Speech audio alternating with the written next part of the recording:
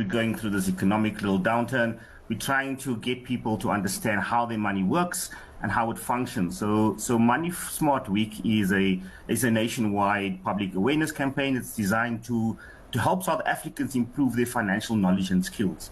And it is basically organized through the National Consumer Financial Education, whose Education Committee, who's chaired by National Treasury, and it's supported by the Financial Sector Conduct Authority.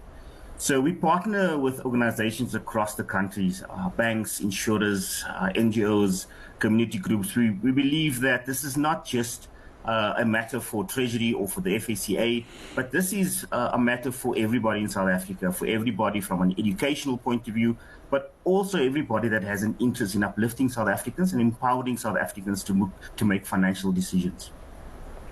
Now, South Africa has one of the lowest savings rates, as we've just spoken about, in the world, and most people are not financially literate. Are you hoping that these workshops and presentations might change this? Yeah, so this year, the theme is Smart Money, Financial Foundations for a Resilient Future. And we found that because people are battling these days to actually make ends meet, to make sure that they, we talk about resilience. So you want to protect your family, you want to prepare your future from financial surprises or setbacks.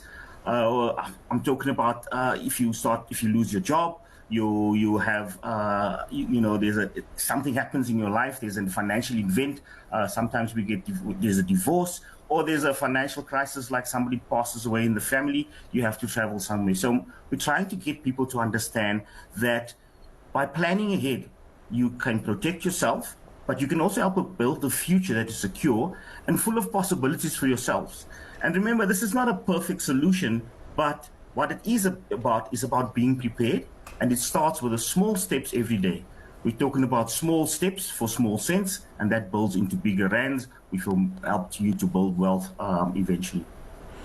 Now, I mean, how does that then stand when you're looking at the current the current economic climate? We are in a cost of living crisis, and one might argue that even those small steps are difficult to take.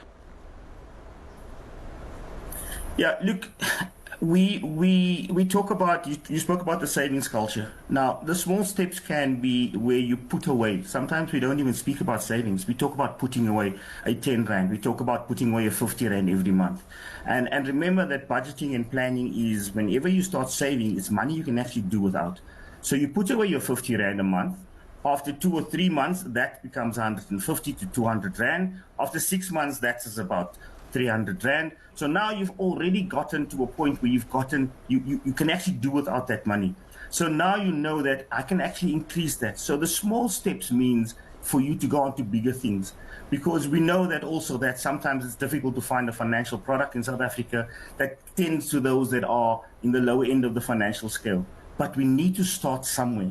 And we have such a great or big informal economic sector in South Africa. And if we don't look after that sector as well, and try to find people to include them into economy, because let's face it, in South Africa, cash is still king. 60% of South Africans still believe that from a day-to-day basis, I would like to just use my money, I'll use my cash, and it stays within our communities. How do we encourage people to start saving in financial instruments which they are comfortable with and which suits their needs?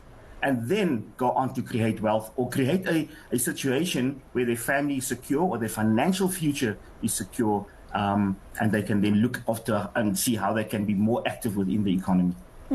Now, women are the cornerstone of families and the economy, but they continue to face significant financial hurdles. How can they get out of this continuous cycle of financial vulnerability? Again, it starts with where you are, and we know that most of our women in South Africa, and especially in the rural areas, our women are the ones that are pioneering, because men often go into the cities to look for work.